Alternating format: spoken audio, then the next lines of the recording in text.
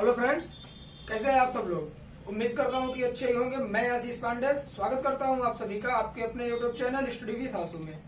कल का जो वीडियो था उसमें हम लोगों ने बात की थी कंपनी के शासन के बारे में, जिसमें 1773 के रेगुलेटिंग एक्ट से 1853 के चार्टर एक्ट तक हम लोगों ने देख लिया था। और आज का जो वीडियो है इसमें हम लोग बात करेंगे ताज के शासन के बारे में। ठीक है, तो भारतीय संविधान की शुरुआत हम लोगों ने 3 दिन पहले की है। तो जो लोग अभी नए हों वो पुराने वीडियो देख के इन वीडियोस को देखें, तो आप लोगों की जो चीजें हैं जल्दी क्लियर होंगी। क्योंकि जो चीजें मैं बता रहा हूँ एक एक करके चीजें लिखते जाता हूँ और आप लोग नोट्स भी उसके साथ प्रिपेयर कर सकते हैं। तो उम्मीद करता हूँ वीडियो आप लोगों को अच्छा लग रहा होगा। आइए, आज की जो वीडियो है बहुत इंपॉर्टेंट वीडियो है, इसकी हम लोग शुरुआत करते हैं। क्या देखने वाला है हम लोग?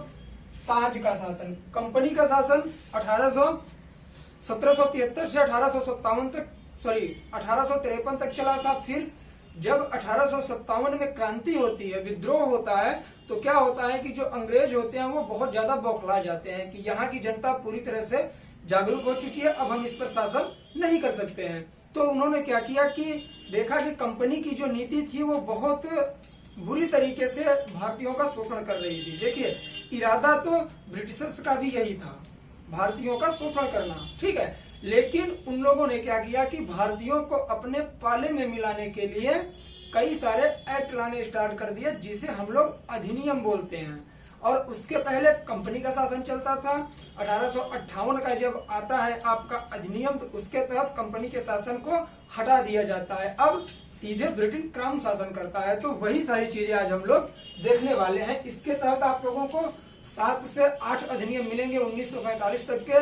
तो वीडियो में लास्ट तक बनी रहे, सारी चीजें आप लोगों की क्लियर होंगी। ठीक, आइए, कल के वीडियो में हम लोगों ने बात की थी किसके बारे में? कंपनी का शासन। आज जो शुरू होगा ताज का शासन। मैं बार बार इसलिए रिपीट कर रहा हूं कि कंपनी का शासन और ताज के शासन में कंफ्यूजन होता है आप लोगों को।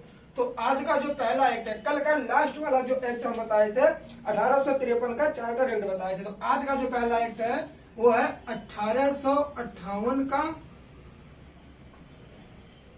भारत शासन अधिनियम। अब जो आएंगे आप लोगों के अधिनियम आएंगे।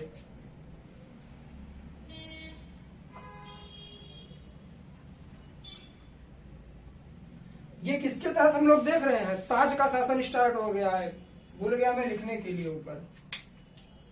देखिए, अब इसके बारे में हम लोग बात करेंगे। इसके तहत क्या होता है कि जो कंपनी भारत में शासन कर रही थी उसके अधिकार को पूरी तरह से छीन लिया जाता है। लेकिन क्या होता है कि कंपनी पर, सॉरी, भारत पर ब्रिटिश क्राउन का शासन स्थापित हो जाता है। और ये जो आपका ये अधिनियम था, इस अधिनियम को भारत शासन अधिनियम को अच्छा बनाने वाला अधिनियम बोला जाता है। एग्जाम में क्वेश्चन यहाँ से बनता है। और इसी के तहत गवर्नर जनरल का नाम बदलकर वायसराय कर दिया जाता है। काफी बदलाव हुआ था, हम लोग देखेंगे। तो इसका जो पहला फैक्ट है क्या है, सारी चीजें एक एक करके लिखूंगा, आप लोग लास्ट तक रहिए, नोट्स प्रिपेयर करते रहिए। इसे भारत के शासन को अच्छा बनाने वाला अधिनियम कहते हैं। अच्छा बनाने वाला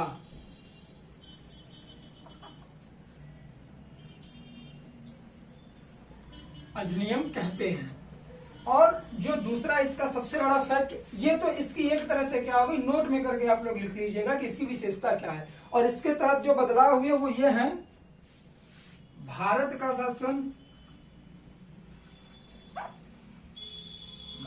शासन सीधे, अब किसी के माध्यम से नहीं होगा, भारत का शासन सीधे कंपनी से हटा दिया गया, सीधे महारानी विक्टोरिया के अधीन चला गया। भारत का शासन सीधे महारानी विक्टोरिया के हाथों चला गया। कंपनी का शासन हट गया।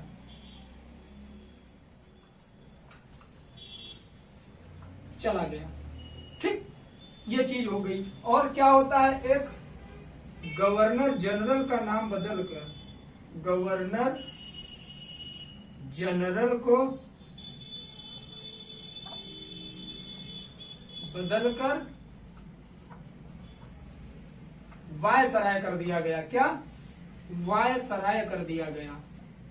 पूछता है कि किस एक्ट के तहत वायसराय का सृजन किया जाता है? गवर्नर जनरल के तहत। गवर्नर जनरल की जगह पर बदलकर वायसराय कर दिया गया।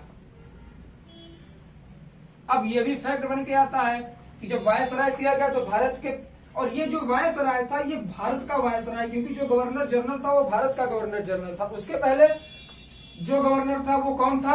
आपका केवल एक स्टेट का होता था। उसके बाद गवर्नर जनरल कहा गया किसे? भारत के गवर्नर को, पूरे भारत के। फिर उसके बाद गवर्नर जनरल का ही पद नाम, सिर्फ नाम बदला गया वायसराय पद, और वो गरिमा वही रही, वो भारत का ही था। पहला गवर्नर, पहला वायसराय कौन था? पूछता है हमेशा। पहला वायसराय, पहला गवर्नर, पहला गवर्नर जनरल, सारी चीजें आप लोग याद रखिएगा। पहला वायसराय आप लोगों का लॉर्ड कैनिन था। कौन था? Lord Canning. पहला वायसराय लॉर्ड कैनिन को बनाया गया। और वायसराय भारत में कंपनी का प्रत्यक्ष प्रतिनिधि हो गया। यह भी इंपॉर्टेंट फैक्ट है। वायसराय भारत में ब्रिटिश क्राउन भी बोल सकते हैं यहाँ, या कंपनी ताज बोल सकते हैं। ब्रिटिश क्राउन का प्रत्यक्ष प्रतिनिधि, प्रत्यक्ष प्रतिनिधि हो गया। मतलब अब जो भी काम होगा डायरेक्ट इसके माध्यम से ब्रिटिश क्राउन अर्थात महारानी विक्टोरिया तक किया जाएगा। ठीक है, का प्रत्यक्ष वायसराय भारत में ब्रिटिश क्राउन का प्रत्यक्ष प्रतिनिधि बन गया। ठीक, इतनी सारी चीजें थी। और एक फैक्ट आता है कि द्वैध शासन की समाप्ति होती है इसके तहत। द्वैध शासन की समाप्ति। अब आप लोगों को लगेगा कौन सा द्वैध शासन था? तो जो आपका 1784 के पिट्स इंडिया एक्ट के तहत दो द्वैध शासन की शुरुआत की गई थी। बोर्ड ऑफ कंट्रोल और बोर्ड ऑफ डायरेक्टर्स, नियंत्रक बोर्ड और निदेशक बोर्ड को समाप्त कर दिया गया। बोर्ड ऑफ डायरेक्टर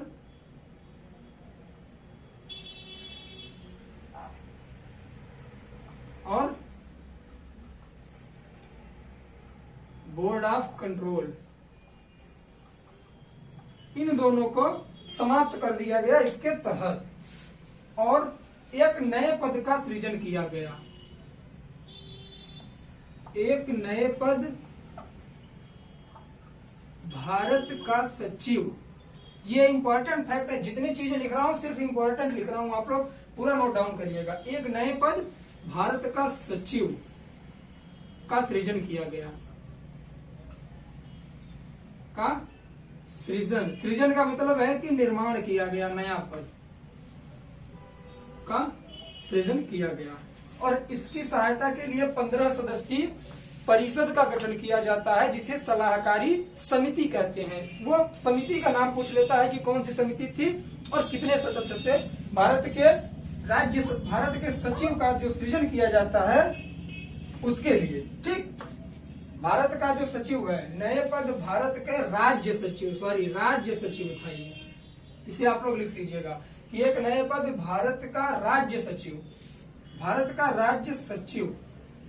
का सृजन किया गया। और इसकी सहायता के लिए एक परिषद बनाई गई जो 15 सदस्यीय थी, और उस परिषद का नाम क्या था? सलाहकारी समिति। तो आइए अब हम लोग देखते हैं दूसरा अधिनियम कौन सा आता है इसके बाद, 1861 का अधिनियम। तो इसे आप लोग नोट डाउन कर लीजिए, स्क्रीनशॉट ले लीजिए, वीडियो पॉज करके आप लोग देख लीजिएगा। अब हम बात करेंगे किसके? 1861 का अधिनियम। क्या होता है, जब 1858 का अधिनियम, भारत शासन अधिनियम बनाया जाता है, उसके बाद अंग्रेजों को लगता है कि अगर कानून बनाने की प्रक्रिया में और बाकी सारी चीजों में भारतीयों को भी शामिल किया जाए तो भारतीय हमसे प्रभावित हो सकते हैं। तो उसके लिए 2 से 3 छोटे छोटे अधिनियम लाए गए। आइए उनके तहत क्या बदलाव होता है वो देखते हैं। सॉरी,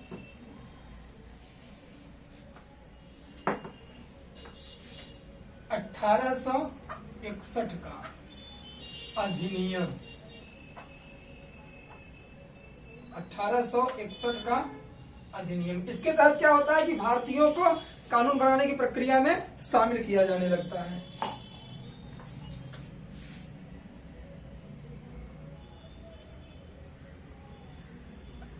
कानून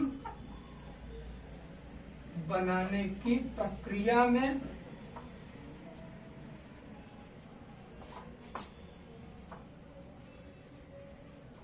भारतीयों को शामिल किया गया।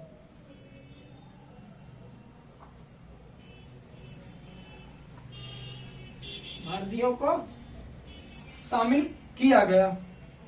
तो उस समय जो वायसराय था लॉर्ड कैनिंग, उसने क्या किया, 3 लोगों को शामिल किया। लॉर्ड कैनिंग ने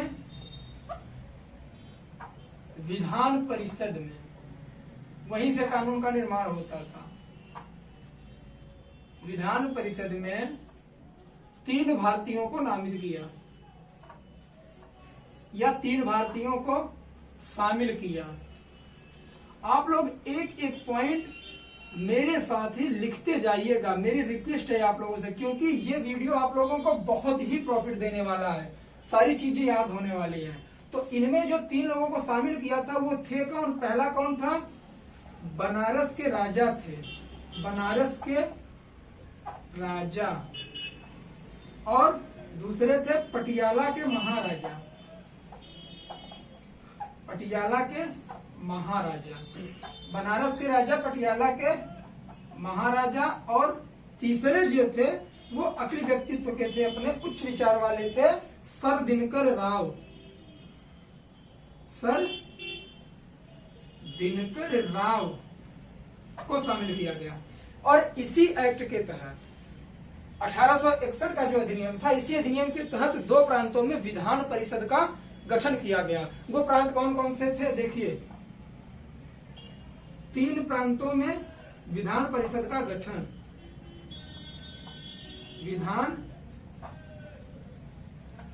परिषद का गठन। तो जो पहला प्रांत था वो कौन सा था? आपका बंगाल। इनका सन याद रखिएगा, बंगाल में 1862, 1861 का अधिनियम है, 1862 में बंगाल में बनाई गई विधान परिषद। और दूसरा उत्तर पश्चिमी सीमा प्रांत, उत्तर पश्चिमी सीमा प्रांत में ये कब बनाया गया था? 4 साल बाद, 1866 में। और जो तीसरा था वो आपका कौन सा था? पंजाब में। पंजाब में बनाया गया था कब? 1897 में। ठीक, तो इतने राज्यों में विधान परिषद का गठन किया गया। और ये आपके 1 2 3 4 फैक्ट ऐसे हो गए 1861 के अधिनियम के, जो जहां से क्वेश्चन बनता है। एक फैक्ट और निकल के आता है, कौन सा? कि इसके तहत जो वायसराय था, वायसराय क्या करता है? काउंसिल के अधीन होता है। लेकिन इसके तहत ये विधान किया गया कि जो वायसराय है, अगर आपातकाल की स्थिति बनती है तो बिना काउंसिल की संस्तुति के, मतलब बिना उससे ऑर्डर लिए ही यह अध्यादेश जारी कर सकता है। तो इसमें क्या है देखिएगा,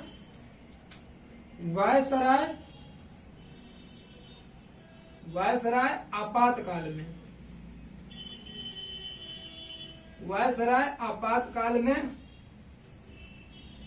बिना काउंसिल की संस्तुति के, बिना काउंसिल की संस्तुति के अध्यादेश जारी कर सकता है। ठीक, तो इतने सारे फैक्ट 1861 के अधिनियम से थे। तो इसे आप लोग नोट डाउन करिए। अब हम लोग बात करेंगे किसके बारे में?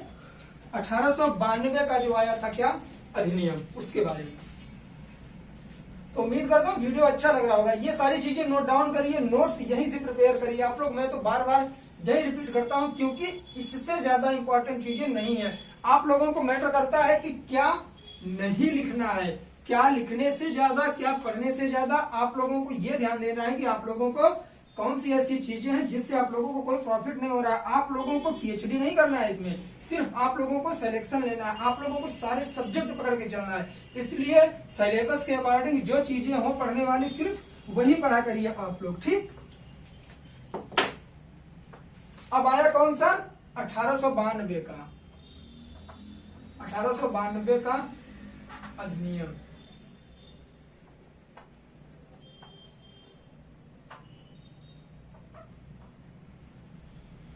इसके अंतर्गत क्या होता है कि जो केंद्रीय और प्रांतीय विधान परिषद थी उनमें गैर सरकारी सदस्यों को शामिल किया गया। देखिए ये किस तरह से लॉलीपॉप देके अंग्रेज भारतीयों को मिलाना चाह रहे हैं। अभी आप लोग आगे के एक्ट में देखिएगा क्या होता है कि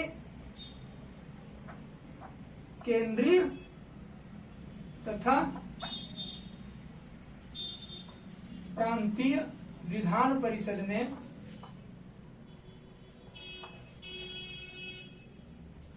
में गैर सरकारी सदस्यों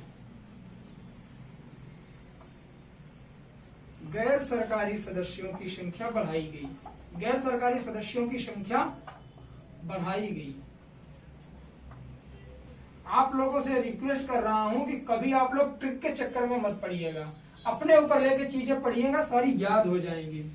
ठीक है, इनमें अब आप कौन से ट्रिक लगा सकते हो बताओ?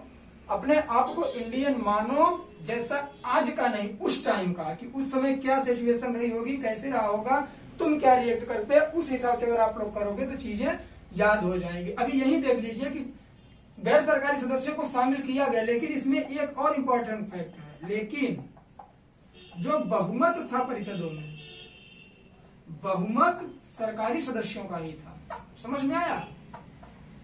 सरकारी सदस्यों का ही था। मतलब कि हमें बुला तो लिए, हमें उसका मेंबर तो बना लिए, लेकिन जो बहुमत है सरकारी सदस्यों का ही होगा। तो आप लोग बताइए कि इसका मतलब क्या निकला? कुछ नहीं, सिर्फ क्या किया, लुभावना दिया गया, बस बहुमत सरकारी सदस्यों का ही। तो इस तरह से 1892 के अधिनियम के तहत एक परिवर्तन होता है। तो इसे नोट डाउन करिए। फिर हम लोग बात करते हैं किसके बारे में? 1909 के अधिनियम के बारे में, जिसे मार्ले मिंटो सुधार भी बोलते हैं। आइए देखते हैं इसके तहत बदलाव क्या होता है।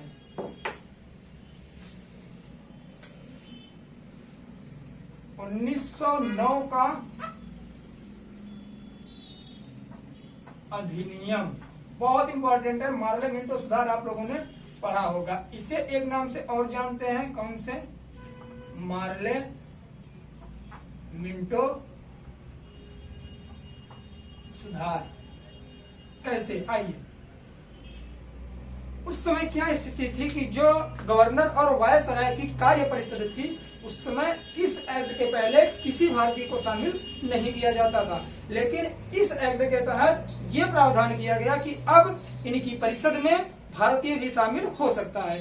तो यहां से फैक्ट बन के आता है कि गवर्नर या वायसराय की कार्य परिषद में शामिल होने वाले पहले सदस्य कौन थे? तो वो आपके कौन थे? सत्येंद्र प्रसाद सिन्हा। और उन्हें पोस्ट कौन सी मिली थी? विधि सदस्य की पोस्ट उन्हें दी गई थी। तो आइए देखते हैं, इसी एक्ट के तहत सांप्रदायिकता का भी आगमन होता है भारत में। तो देखते हैं इसके फैक्ट क्या क्या हैं। सबसे पहले देखेंगे कि मार्ले मिंटो, ये जो दो नाम आप लोगों को मिला, ये थे कौन? दो नमूने जिनकी वजह से बहुत सारा व्यवधान आया इंडिया में। जो मार्ले था, ये भारत का सचिव था। अभी जिस सचिव का सृजन किए थे हम लोग, ये सचिव था। जो मिंटो था,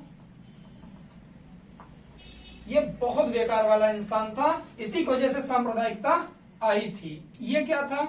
वायसराय था। हमारे हिंदू और मुस्लिम भाइयों को आपस में भड़काया और मुस्लिमों के लिए पृथक निर्वाचन लेके आया था। दिमाग देखिए इन लोगों की, क्या सातिर दिमाग थी। देखिए इसके तहत पहला बदलाव क्या हुआ कि गवर्नर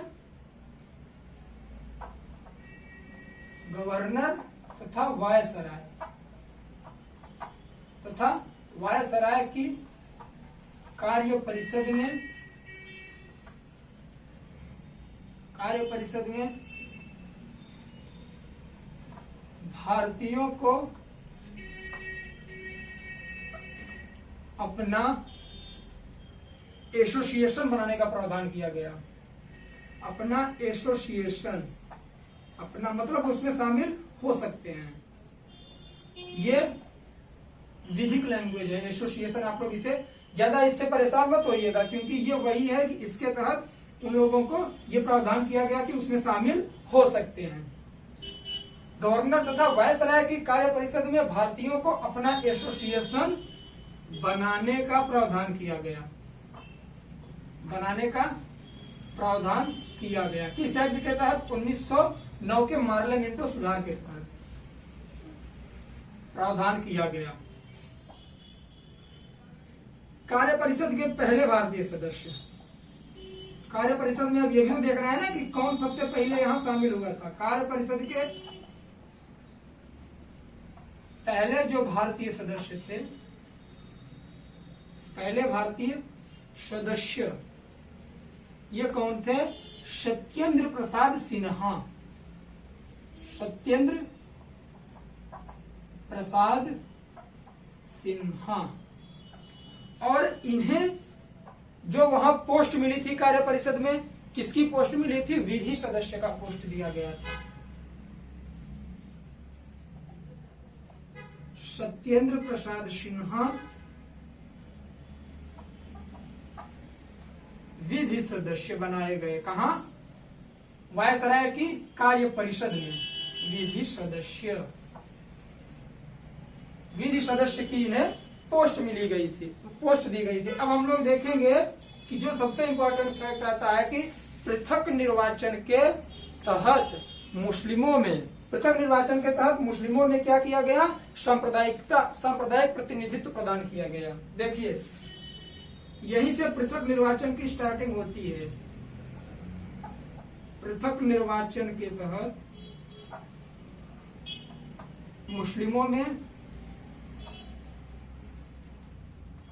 मुस्लिमों के बहुत बड़े हिमायती बन गए ये लोग, क्योंकि 1857 में जब क्रांति हुई थी तो सबसे ज्यादा परेशानी इन लोगों ने मुस्लिमों को ही किया था, उन्हीं को टारगेट बनाया था कि उन्हीं की वजह से प्रॉब्लम हो रही है। लेकिन क्या किया कि बाद में इन लोगों की तो वही नीति थी ना कि जिसे परेशान करो, जिस पर शासन करना उसमें फूट डालो। तो क्या करते हैं कि हमारे हिंदू मुस्लिम भाई सब लोग आपस में मिलकर रहने लग जाते हैं 1857 की क्रांति के बाद, क्योंकि उस क्रांति में सबसे बड़ा योगदान क्या था? हमारा हिंदू मुस्लिम एकता का योगदान था। तो इन लोगों ने क्या किया कि मुस्लिमों को ज्यादा से ज्यादा प्रोत्साहन देकर क्या करने लगे? ये अपने हिंदुओं के प्रति भड़काने लगे। कैसे? सांप्रदायिकता का अवार्ड देने लगे इन लोगों को। बात करूंगा आगे। पृथक निर्वाचन के तहत मुस्लिमों को सांप्रदायिक, ये वर्ड देखकर ही गुस्सा आता है, सांप्रदायिक प्रतिनिधित्व दिया गया। सांप्रदायिक प्रतिनिधित्व का प्रावधान किया गया। अब सोचिए आप लोग कितने बड़े ये लोग दिमागदार थे कि मुस्लिमों को हिंदुओं के प्रति भड़काने के लिए सांप्रदायिक प्रतिनिधित्व दे दिए उन्हें कि अलग से संप्रदाय के अनुसार आप लोग वोटिंग कर सकते हैं। प्रावधान किया गया। तो अब एक फैक्ट और बन के आएगा कि सांप्रदायिकता जब पहली बार स्टार्ट हुई और किसके तहत स्टार्ट हुई? Morley Minto. तो इसके तहत क्या देखेंगे कि सांप्रदायिकता का जनक किसे कहा जाता है? सांप्रदायिकता का जनक लॉर्ड मिंटो। समझ में आ रही बात? लॉर्ड मिंटो को सांप्रदायिकता का जनक कहा जाता है। तो इतने सारे फैक्ट आपके 1909 के अधिनियम के तहत आता है, जिसे हम लोग मार्ले मिंटो सुधार बोलते हैं। इसमें मार्ले सचिव और मिंटो आपके कौन थे? वायसराय। और यही मिंटो बाद में क्या होते हैं? सांप्रदायिकता के जनक के नाम से इन्हें जाना जाता है आज के जमाने में। तो इसे नोट डाउन करिए आप लोग। फिर बात करेंगे किस एक्ट के बारे में हम लोग, जो आज की वीडियो का लास्ट एक्ट है, 1919 का अधिनियम। 1919 का अधिनियम जिसे क्या बोलते हैं? Montagu Chelmsford. आइए देखते हैं उसे, चीजें क्लियर होंगी। मैंने लास्ट अधिनियम क्यों बोला? क्योंकि इसके बाद आप लोगों का क्या हो जाता है कि साइमन कमीशन आता है। साइमन कमीशन के बाद सांप्रदायिक अवार्ड की घोषणा होती है। रैमजे मैकडोनाल्ड जो ब्रिटेन के प्रधानमंत्री हैं, इसी सांप्रदायिकता का सहारा लेके मुस्लिमों और दलितों के लिए, ईसाइयों, पारसियों, सबके लिए पृथक निर्वाचन का सृजन करते हैं। उसके तहत महात्मा गांधी जी पूना की जेल में उसमें रहते हैं, तो वहीं पर क्या करते हैं, वो अनशन कर देते हैं। तो कांग्रेस में और किसमें, कांग्रेस और दलित वर्ग के नेताओं के बीच में, जिसमें भीमराव अंबेडकर जी थे, एक समझौता होता है जिसे पूना पैक्ट बोलते हैं। तो सारी चीजें हम लोग कल के वीडियो में देखेंगे। उसके बाद आपका 1935 का अधिनियम आएगा, और 1935 का अधिनियम आप लोगों को एक तरह से संजीवनी की तरह है। क्यों? क्योंकि वहां के काफी सारे ऐसे फैक्ट हैं जो निकाल के सीधे रख दिए गए हैं आपके संविधान में, जो वर्तमान संविधान है। फिर उसके बाद 1947 का संविधान आएगा। तो कल के वीडियो में सारी चीजें खत्म करके हम लोग संविधान सभा के निर्माण करेंगे। 1909 का अधिनियम पार्लियामेंट सुधार, सॉरी यार इसे हम रफ क्यों नहीं करते, देखेंगे क्या, 1919 का भारत शासन अधिनियम या भारत शासन अधिनियम।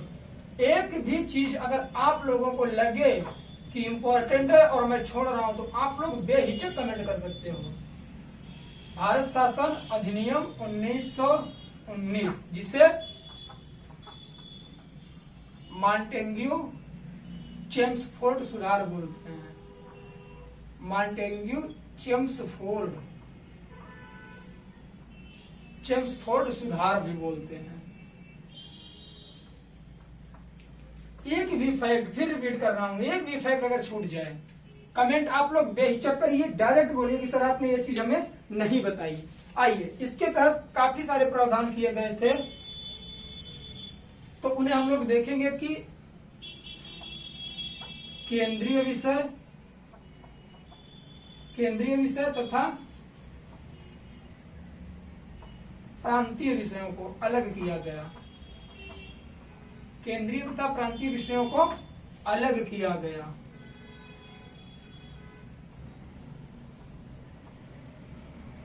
ठीक,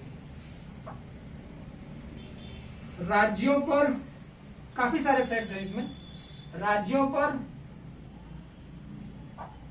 केंद्रीय सत्ता स्थापित की गई कि अब सारे राज्यों पर एक ही सत्ता कायम रहेगी, जो आपकी केंद्रीय सत्ता होगी। राज्यों पर केंद्रीय सत्ता स्थापित की गई।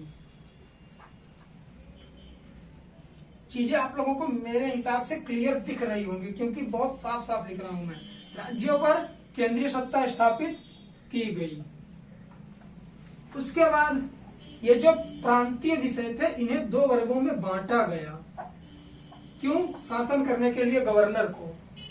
तो प्रांतीय विषयों को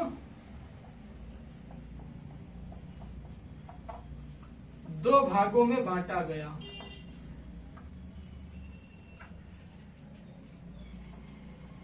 मेरे साथ लिखिए, आप लोग याद हो जाएंगी सारी चीजें, समझ लीजिए। इसीलिए पहले बता देता हूं, उसके बारे में फिर मैं चीजें लिखता हूं।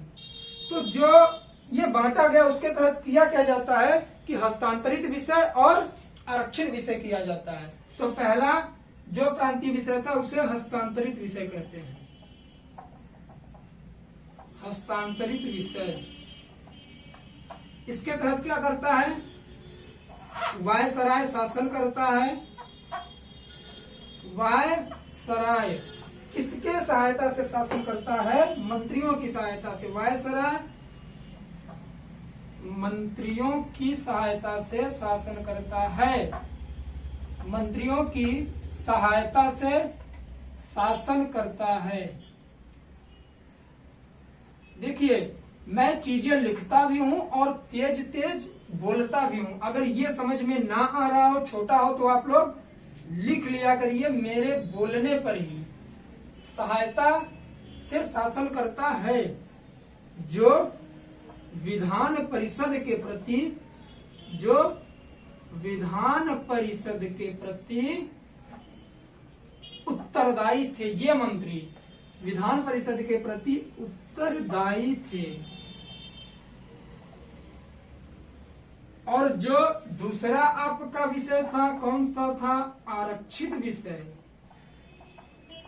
इसके नाम से ही लग रहा है कि यह किसी के प्रति उत्तरदायी नहीं होगा।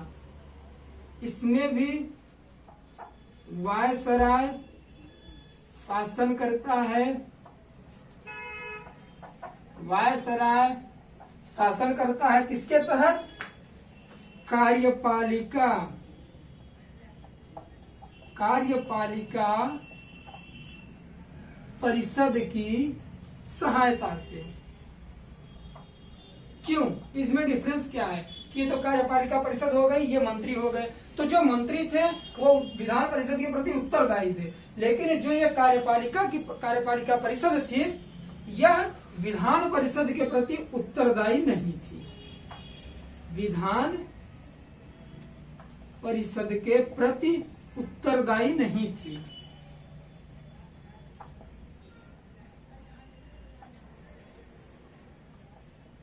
विधान परिषद के प्रति उत्तरदायी नहीं थी। तो इतनी सारी चीजें हो गई और इसके तहत 3 फैक्ट और आएंगे। मैं एक यहां लिख देता हूं, फिर ऊपर से रफ करके लिखूंगा, इसलिए आप लोग इसे नोट डाउन कर लीजिए।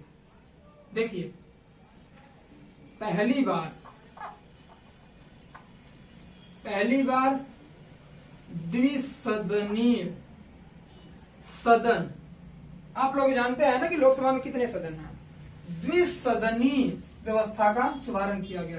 पहली बार द्विसदनीय व्यवस्था तथा प्रत्यक्ष निर्वाचन, द्विसदनीय व्यवस्था तथा प्रत्यक्ष निर्वाचन का सृजन। अब देखिए कि जब पहली बार द्विसदनीय व्यवस्था स्थापित हुई और प्रत्यक्ष निर्वाचन, प्रत्यक्ष और अप्रत्यक्ष निर्वाचन किसे कहते हैं, राष्ट्रपति के बारे में बात करूंगा तो बताऊंगा आप लोगों को।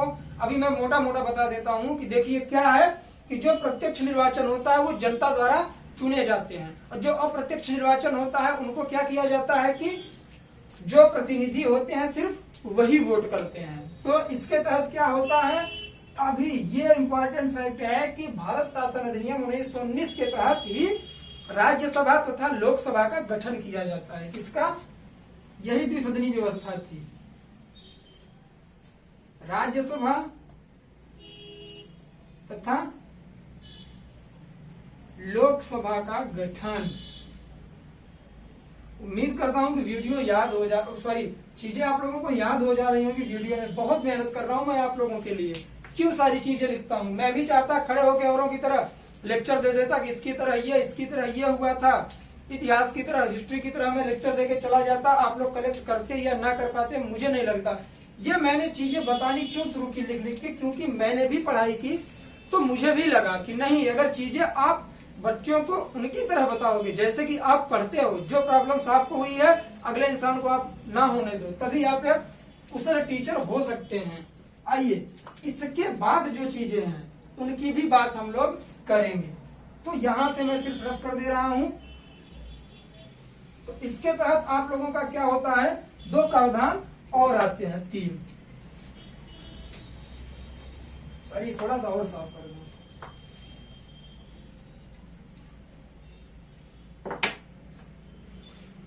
एक क्या होता है कि लंदन में उच्चायुक्त का सृजन किया जाता है। उच्चायुक्त पद का सृजन। जो भारत का उच्चायुक्त था अब वो लंदन से काम करेगा भारत के लिए। सोचिए कितनी दूर है वो। लंदन में उच्चायुक्त पद का सृजन किया गया।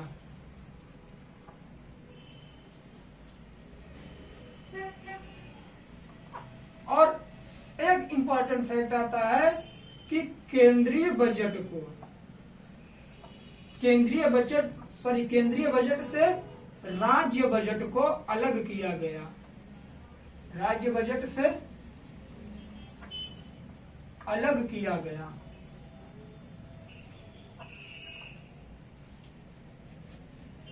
पहले क्या था कि जो आपका एक ही बजट आता था, पूरे भारत का एक ही बजट आता था, केंद्रीय बजट और राज्य बजट सब उसी के अंतर्गत आते थे।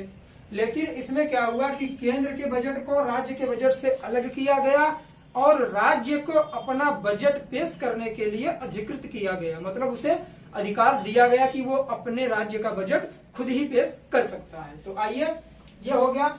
और इम्पोर्टेंट फैक्ट हमारे अपने प्यारे सिविल सर्वेंट्स के लिए, जो सिविल सर्विस का प्रिपरेशन कर रहे हैं, उनके लिए यहीं पर समिति का गठन होता है। कौन से? केंद्रीय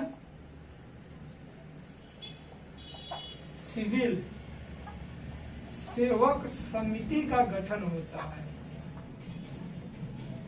समिति का गठन होता है, केंद्रीय सिविल सेवक समिति का गठन होता है। कब होता है? 1926 में। तो इतने सारे फैक्ट थे हमारे कहां से? भारत शासन अधिनियम 1919 के मॉन्टेग्यू चेम्सफोर्ड सुधार से। याद रखिएगा कि मॉन्टेग्यू चेम्सफोर्ड सुधार 1919 को कहा जाता है और मार्ले मिंटो सुधार किसे कहा जाता है? 1909 को कहा जाता है, जिसके तहत सांप्रदायिकता और पृथक निर्वाचन का निर्माण किया गया था। तो इतनी सारी इंपॉर्टेंट फैक्ट थी जो मैंने आज आप लोगों को बताई। तो एक तरह से हम लोगों ने भारतीय संविधान के ऐतिहासिक पृष्ठभूमि की 80% चीजें कवर कर ली हैं। जो 20% बची हैं कल बात करूंगा। अगर मैं वो चीजें आज ही बता दूंगा वीडियो बहुत लेंदी हो जाएगा। तो चीजें थोड़ी थोड़ी करके याद करिए, क्योंकि हर एक्ट में कोई ना कोई प्रावधान दिया गया है। सारे प्रावधान आप लोगों को याद रखने हैं और कोई ऐसा प्रावधान मैं बता नहीं रहा हूं कि जो एग्जाम में ना पूछे। इसलिए सारी चीजें आप लोग याद करते जाइए और बने रहिए हमारे साथ। इसी तरह अपना प्यार देते रहिए। तो आज के लिए बस इतना ही। उम्मीद करता हूं वीडियो आप लोगों को अच्छा लगा होगा। अगर वीडियो अच्छा लगा हो दोस्तों में शेयर करिए, नए हो चैनल को सब्सक्राइब करिए। मिलते हैं नेक्स्ट वीडियो में, तब तक के लिए बाय बाय। जय हिंद, जय भारत।